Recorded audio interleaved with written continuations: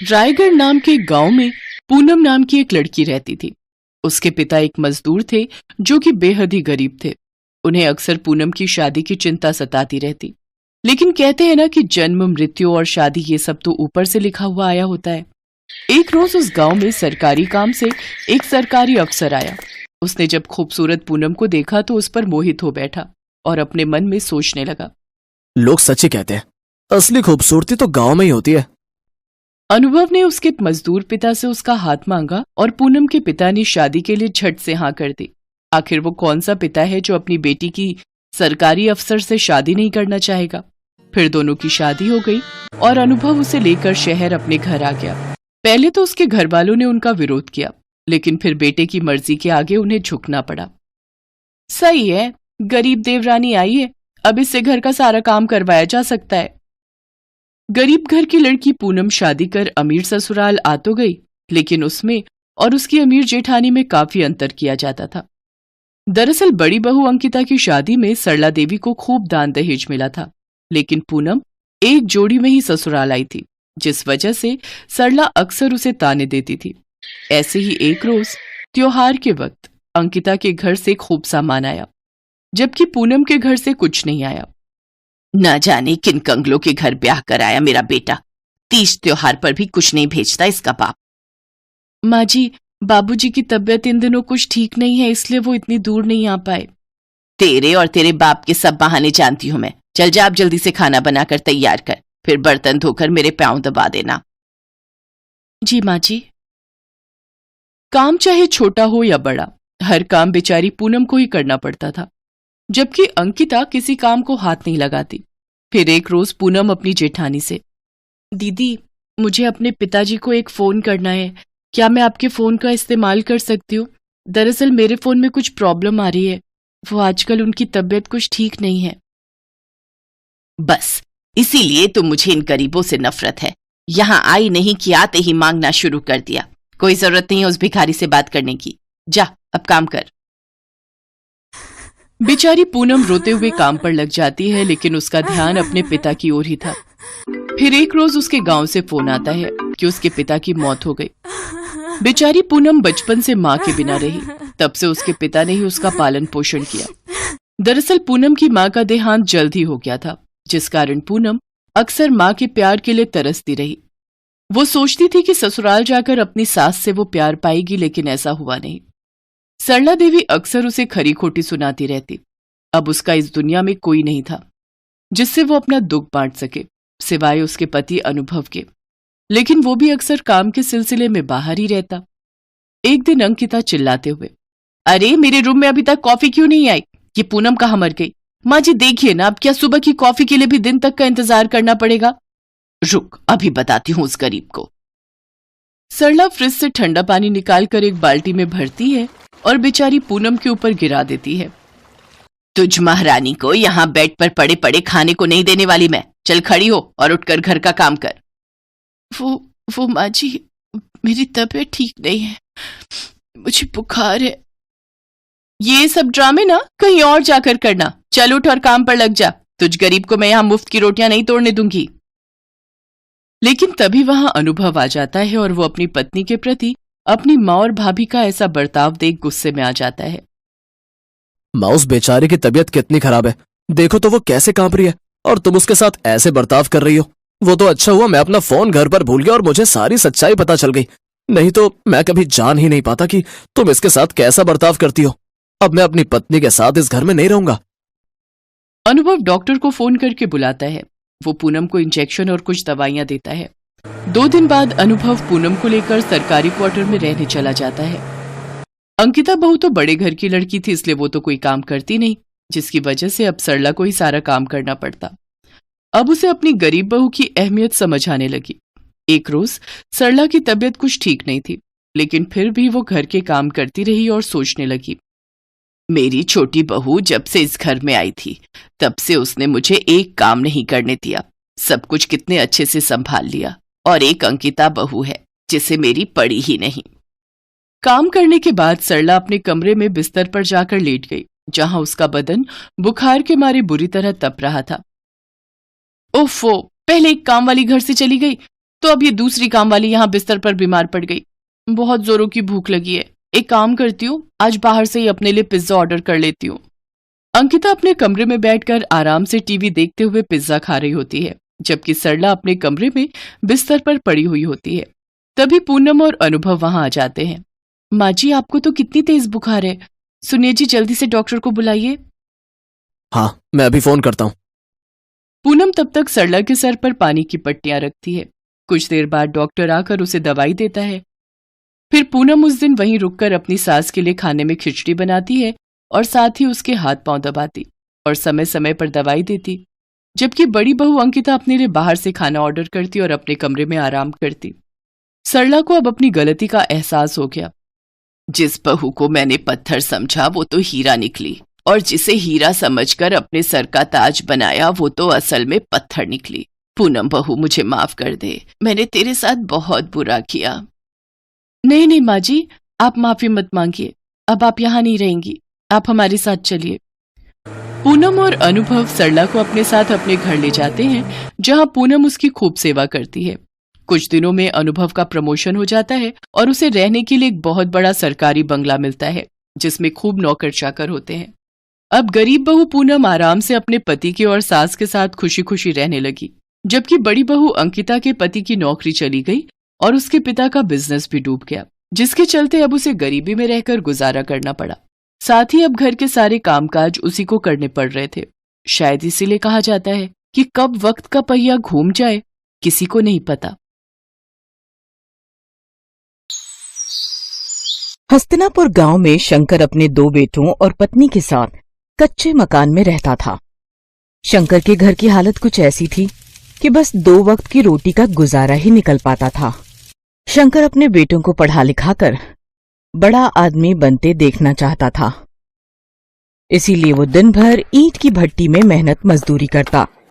उसका बड़ा बेटा अरुण जैसे ही अपनी पढ़ाई पूरी करता है तो वो अपने पिता से कहता है, पिताजी, अब मेरी पढ़ाई पूरी हो गई तो अब कल से मैं भी आपके साथ काम पर चलूंगा। अरे ये तू कैसी बात कर रहा है अरुण? इतने सालों तक खुद को ईंट की भट्टी में जलाकर मैंने तुझे इसलिए नहीं पढ़ाया लिखाया कि तू भी मुझ जैसा काम करे। अरे मैं तो चाहता हूँ कि तू पढ़ लिख कर कोई बड़ी नौकरी करे, 2 पैसे कमाने के लिए मेरी तरह मजदूरी ना करे। और तू नौकरी के लिए शहर जाने वाला था ना, फिर क्या हुआ? पिताजी, शहर जाने के लिए खर्चा ज्यादा है, वहां जाने का किराया, रहने के लिए किराए का घर, राशन पानी, इन सब का खर्चा बहुत ज्यादा है। जब तक नौकरी नहीं लग जाती तब तक इन सब के लिए हम गरीब इतने पैसे कहाँ से लाएंगे? तो इन सब बातों पर ध्यान मत दे और शहर जाने की तैयारी कर, बाकी सब मैं संभाल लूंगा। अरुण के शहर जाने के लिए शंकर अपनी थोड़ी सी जमीन को बेच देता है और उन पैसों को अरुण को दे देता है। शहर पहुंचकर अरुण नौकरी की तलाश में जुट जाता है और 2 महीने बाद उसकी एक बड़ी कंपनी में नौकरी लग जाती है। उस कंपनी के मालिक की बेटी रिया वहां की मैनेजर थी। वो एक अमीर और घमंडी लड़की थी। अरुण का लंबा चौड़ा कद और गोरा रंग देखकर रिया उसकी दीवानी हो जाती है। ओहो वाओ, ये तो बिल्कुल मेरे टाइप का है, टॉल एंड हैंडसम। रिया उसके पास जाती है और बोलती है, हाय हैंडसम, न्यू ज्वाइनिंग, एम आई राइट? जी, आज मेरी ज्वाइनिंग है। क्या आप मुझे बता सकती हैं मैनेजर जी का कैबिन कहाँ है? मैं ही इस कंपनी के मैनेजर हूँ और ये कंपनी मेरे डैड की है। लेट्स गो, मैं तुम्हें तुम्हारा काम समझा देती हूँ। कुछ दिनों में दोनों में अच्छी दोस्ती हो जाती है और दोनों एक दूसरे के करीब आ जाते हैं। रिया को अरुण से प्यार हो जाता है। अरुण भी रिया को चाहने लगा था, लेकिन अपनी गरीबी के कारण वो चुप रहा। लेकिन आखिरकार एक रोज रिया अरुण को प्रपोज कर देती है। अरुण, आई लव यू और मैं तुमसे शादी करना चाहती हूँ। रिया, मैं भी तुमसे प्यार करता हूँ, लेकिन मैं एक गरीब हूँ और तुम अमीर खानदान से हो। हम दोनों के बीच जमीन आसमान का फर्क है। ये सब मुझे नहीं पता, मैं सिर्फ इतना जानती हूँ कि मैं तुमसे प्यार करती हूँ और तुम्हारे साथ गरीबी में भी रह लूंगी। रिया अपने घर वालों से बात करती है, लेकिन रिया के पेरेंट्स इस शादी के खिलाफ थे, जिसके चलते रिया उनसे बगावत करके अरुण से शादी करके उसके घर, उसके गांव आ जाती है। भैया, ये आप शहर से किसे ले आए हैं? माँ, पिताजी, मुझे माफ कर देना, लेकिन ये आपकी बहू रिया है। हम दोनों एक दूसरे से प्यार करते हैं, इसलिए हमने शादी कर ली। अरुण की खुशी के लिए उसके गरीब परिवार वाले रिया को अपना लेते हैं। इसके बाद वो दोनों अपने कमरे में जाने लगते हैं। तो राहुल उनका दरवाजा रोकते हुए कहता है, भाभी मुझे पहले पैसे दो तभी अंदर जाने दूंगा मैं। हाँ उफ, दिखा दी ना आखिर अपनी गरीबी वाली आदत। अमीर लड़की देखी नहीं कि पैसे मांगना शुरू। एक तो वैसे ही मैं इतनी थकी हुई हूँ, ऊपर से ये दरवाजा रोक कर खड़ा हो गया। तुम गलत समझ रही हो रिया, ये तो बस एक रस्म निभा रहा है और उसी का नेक तुमसे मांग रहा है। रिया उसको पैसे देकर कमरे में जाती है तो अरुण कहता है, तुम बैठो, मैं फ्रेश होकर आता हूँ। भाभी ये रहा आपका कमरा। ओ गॉड, मैं यहाँ रहूंगी? इस कमरे की हालत तो झुग्गी झोपड़ी से भी गई गुजरी है। इससे अच्छे घरों में तो मेरे घर के नौकर ही रहते थे। यहाँ ना तो कोई इंटीरियर है ना ही कोई लुक, ऊपर से ये खटारा पंखा पता नहीं बाबा आदम के जमाने का लगता है। पता नहीं तुम सब इतनी गर्मी और गरीबी में कैसे एडजस्ट करते हो। वो अपने देवर को गरीबी के ताने दे रही होती है कि तभी वहां अरुण आ जाता है तो वो चुप हो जाती है। अगले दिन रिया नहा धोकर आती है तो उसकी सास उससे कहती है, नहा गई बहू, चल आज तेरी पहली रसोई है तो अब जल्दी से कुछ मीठा बना दे। रिया किचन में जाती है तो वहाँ मिट्टी का चूल्हा जल रहा होता है और खाना बनाने के लिए कुछ बर्तन थे। हे भगवान, ये किचन देखकर तो मुझे ऐसा लग रहा है जैसे मेरा ससुराल हड़प्पा संस्कृति में जी रहा है। रिया गुस्से में हलवा बनाती है और अपने ससुराल वालों को खाने के लिए देती है। ऐसे ही कुछ दिन बीत जाते हैं। गांव में ही एक कंपनी खुलती है जहां अरुण नौकरी पर लग जाता है। अरुण जब घर पर नहीं होता तो रिया अपने ससुराल वालों को गरीबी के खूब ताने देती। एक रोज जब उसकी सास पूजा करने बैठती है तो रिया उस पर चिल्लाते हुए कहती है, सासू माँ, आपको पूजा के लिए यही टाइम मिलता है क्या? जब घर के कामकाज का टाइम होता है तो आप पूजा करने बैठ जाती हो। ये सब ढोंग बाद में करना, और ये लो अभी ये सब्जी काटो। और पिताजी, आप निकम्मों की तरफ पड़े हो, ये नहीं कि बाजार जाके सब्जी ही ले आऊं। और राहुल, तू जाकर पानी भर ला। पढ़ने का ड्रामा ना कर, बाद में करियो। जब से आई हूं तुम सबकी तो ऐश हो गई है। अरुण जब घर पर नहीं होता तो रिया उन सबसे खूब काम लेती और अरुण के आने पर खुद बेचारी बनकर घर के काम करने लगती। कुछ महीनों बाद रिया गर्भवती होती है। ये सब सुनकर सभी घर वाले बहुत खुश होते हैं। उन सबको खुश होता देख रिया उन सबसे कहती है, मैं आप सबसे कुछ कहना चाहती हूँ। मैं नहीं चाहती कि जिस गरीबी में मैं जी रही हूँ उसमें मेरा बच्चा भी जिए, इसलिए मैं अरुण के साथ शहर शिफ्ट हो रही हूँ। मेरे डैड ने हम दोनों को शहर बुलाया है। रिया, तुम मेरे माता पिता से मुझे अलग करना चाहती हो?